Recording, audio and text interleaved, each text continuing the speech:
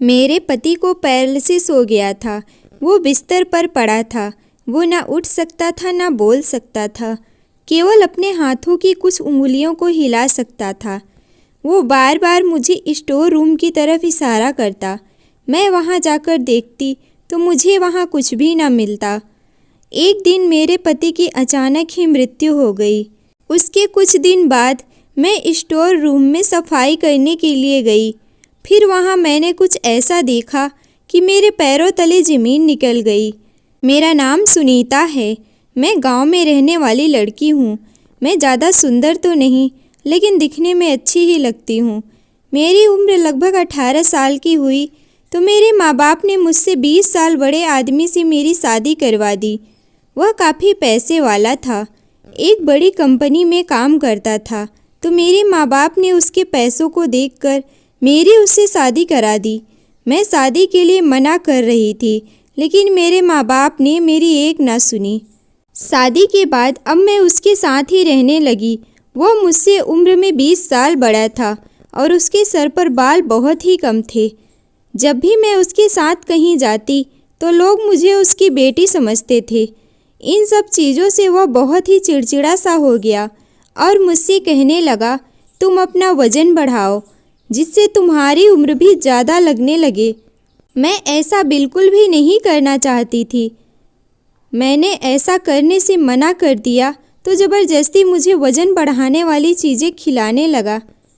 मैं खाना तो नहीं चाहती थी, लेकिन क्या करती। वह मुझ पर गुस्सा करता और मुझे मार पीट कर ज़बरदस्ती खिलाता। धीरे धीरे कुछ ही दिनों में मेरा वज़न काफ़ी बढ़ गया।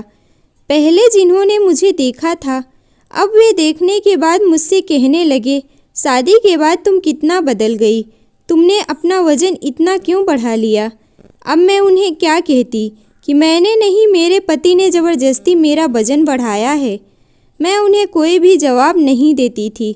वज़न बढ़ने के कारण अब मैं बिल्कुल भी अच्छी नहीं दिखती थी। अब मेरा पति मुझे और ज़्यादा मारने पीटने लगा और बोलता कि तुम मुझे अच्छी नहीं लगती, मैं तुम्हारे साथ नहीं रहना चाहता। बहुत ही ज़्यादा चिड़चिड़ा सा हो गया था। हर समय बस मुझ पर गुस्सा ही करता रहता। मैंने अपनी ज़िंदगी के बारे में किसी को भी नहीं बताया। बस मैं सोचती थी, कैसा भी है मेरा पति है, मेरा खर्चा तो उठाएगा ही। लेकिन कुछ दिनों बाद उसने मुझे खर्चा देना भी बंद कर दिया। मैंने उसे बोला तो उसने कहा कि खुद कमाओ, मैं तुम्हारा खर्चा नहीं उठा सकता। वह एक बड़ी कंपनी में काम करता था। उसे काफ़ी ज़्यादा तनख्वाह मिलती थी। उसका काम ऐसा था कि वह रिश्वत लेकर किसी भी फाइल पर सिग्नेचर वगैरह करता था। वह अपने लिए तरह तरह के कपड़े खरीदता, गाड़ी खरीदता, मोबाइल बदलता, दोस्तों के साथ घूमने जाता, लेकिन वह मुझे 1 रुपया भी नहीं देता था। अपना खर्चा उठाने के लिए मैंने भी नौकरी करना शुरू कर दिया। मैं एक स्कूल में पढ़ाने के लिए जाने लगी। अब तो उसने घर के खर्चे के लिए पैसे देना भी बंद कर दिया और बात बात पे मुझे मारने पीटने लगा और कहता कि पत्नी को हमेशा पैरों के नीचे दबा कर रखना चाहिए, हमेशा उसे मारते पीटते रहना चाहिए, नहीं तो वो सर पर चढ़ जाती है। मैं उसे खुश करने की बहुत कोशिश करती, उसकी पसंद का खाना बनाती और जो वो कहता मैं वही करती थी, लेकिन फिर भी उसके दिल में जगह न बना पाई। वो सिर्फ मेरे साथ ही ऐसा करता था, बाकी वह अपने दोस्तों के साथ खुशी खुशी घूमता और उनसे अच्छे से बातें करता था। अब तो पूरे मोहल्ले को पता चल गया था कि हमारे घर में बहुत ज़्यादा लड़ाइयाँ होती हैं। मैंने अपने पापा को फ़ोन किया और रोते रोते उन्हें सारी बात बताई तो मेरे पापा ने कहा कि घर में ऐसी छोटी छोटी बातें तो होती रहती हैं, इसका मतलब ये नहीं कि तू अपने मायके चली आ, तेरी शादी हो गई है, तुझे वहीं रहना है। यह सुनकर मैं हैरान रह गई कि शादी के बाद बेटी की ज़िंदगी में क्या हो रहा है, इससे उनको कोई मतलब नहीं है। अब चाहे मरूं या जीऊं, मुझे यहीं रहना है। इसी को अपनी किस्मत समझकर पति की मार खाते अपनी ज़िंदगी बिता रही थी। एक दिन वह बिना बात के मुझसे लड़ रहा था, मुझ पर चिल्ला रहा था और इतना ज़्यादा चिल्लाया कि उसका बीपी हाई हो गया और वह चक्कर खाकर ज़मीन पर गिर गया। शाम का वक्त हो चुका था। मैं उसे अस्पताल ले गई, लेकिन मैं अकेली थी, इसीलिए मुझे उसे अस्पताल ले जाने में देर हो गई।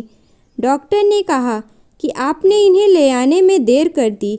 बीपी हाई होने की वजह से इन्हें पैरालिसिस का अटैक आ गया है, जिसके कारण अब इनका पूरा शरीर सुन्न हो गया है।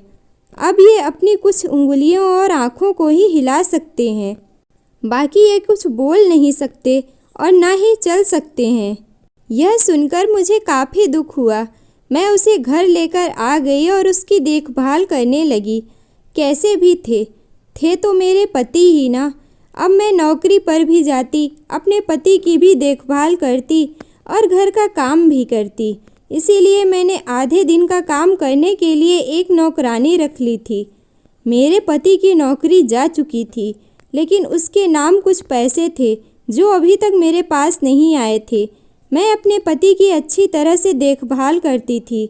वे मुझे देखकर ज़्यादातर रोते ही रहते थे। मैं उन्हें समझाती कि आप चिंता ना करें, सब ठीक हो जाएगा। मुझे तनख्वाह तो ज़्यादा नहीं मिलती थी, लेकिन इतनी मिलती थी कि मैं घर का खर्च, अपने पति की दवाइयाँ, इन सबको आसानी से कर सकती थी। धीरे धीरे वक्त बीत रहा था। मैं डॉक्टर को हमेशा उन्हें दिखाती रहती। डॉक्टर की तरफ से उम्मीद बहुत कम ही लगती उनके ठीक होने की। डॉक्टर ने मुझसे कहा कि रोने से इनकी आंखें भी खराब हो सकती हैं। मैं अपने पति को समझाती कि सब ठीक हो जाएगा, लेकिन फिर भी वो मुझे देखकर बस रोते ही रहते। वे अक्सर मुझे स्टोर रूम की तरफ इशारा करते। मैं वहाँ जाकर देखती तो मुझे वहाँ कुछ भी नहीं मिलता था। वे बोल नहीं सकते थे, लेकिन मुझे ऐसा लग रहा था कि जैसे वे मुझे कुछ बताना चाहते हों। इसीलिए वे मुझे स्टोर रूम की तरफ इशारा करते रहते थे, पर मुझे कुछ समझ में नहीं आता था कि वहाँ क्या है। मैं वहाँ जाकर देखती तो मुझे वहाँ कुछ भी नहीं मिलता था। एक दिन सुबह अपने पति के कमरे में गई और उन्हें देखा तो वे एकदम शांत पड़े हुए थे। मैंने उन्हें ध्यान से देखा तो वे इस दुनिया को छोड़कर चले गए थे। मैं रोने लगी। चाहे जैसे भी थे तो मेरे पति ही। मैंने उनका अंतिम संस्कार किया। मैं अपने पति के गम में अक्सर रोती ही रहती थी, इसलिए मैंने स्कूल भी छोड़ दिया था। तो अब मेरे घर में पैसों की भी तंगी आ गई थी। मैंने अपनी नौकरानी से कहा, तुम काम पर मत आना, मैं तुम्हें पैसे नहीं दे पाऊंगी। वो भी गरीब औरत थी। वो ये सुनकर रोने लगी। मैंने कहा, अभी मेरे खुद के खाने के पैसे नहीं हैं, तो मैं तुम्हें कैसे दे पाऊंगी। जैसे ही मेरे पति के पैसे मुझे मिल जाएंगे, मैं तुम्हें वापस बुला लूँगी। वो चली गई। मेरा घर गंदा पड़ा था, तो मैंने सोचा चलो घर की सफाई ही कर लेती हूँ। मैं घर की सफाई करते करते स्टोर रूम में पहुँच गई। स्टोर रूम में पहुँचते ही मुझे अपने पति के द्वारा की गई वो बातें जो बार बार मुझे स्टोर रूम की तरफ इशारा करते थे। मैं स्टोर रूम के अंदर गई, लेकिन मुझे वहाँ कुछ न मिला। अचानक मेरा हाथ दीवार से टकराया। यह देखकर मैं हैरान रह गई कि वो कोई दीवार नहीं थी, वह एक दरवाज़ा था जो एकदम दीवार की ही तरह दिखता था। मैंने दरवाज़ा खोला तो अंदर का दृश्य देखकर मेरे पैरों तले ज़मीन निकल गई। दीवार के पीछे एक छोटा सा कमरा था। उस कमरे में बहुत सारे पैसे और गहने थे। मेरे पति ने अपनी सारी दौलत इस कमरे में छुपा कर रखा था। जब वे बिस्तर पर थे तो शायद उन्हें अपनी गलती का एहसास हुआ, इसीलिए वो मुझे इस कमरे की तरफ इशारा करते रहते थे। मैं उस कमरे से सारा पैसा निकालकर उसे एक बैग में रख लिया। अपनी कामवाली को भी कुछ पैसे दे दिए। मेरी नौकरानी ने सोचा कि मुझे मेरे पति के पैसे मिल गए हैं, इसीलिए मैं उसे दे रही हूँ। मैं वहाँ से सारे पैसे लेकर दूसरे शहर चली गई और वहाँ अपनी ज़िंदगी बहुत ही आराम से बिताने लगी। वहाँ पर नौकरी भी करती हूँ, अपनी ज़िंदगी खुशी खुशी जी रही हूँ। दोस्तों, उम्मीद करती हूँ आपको मेरी यह कहानी पसंद आई होगी।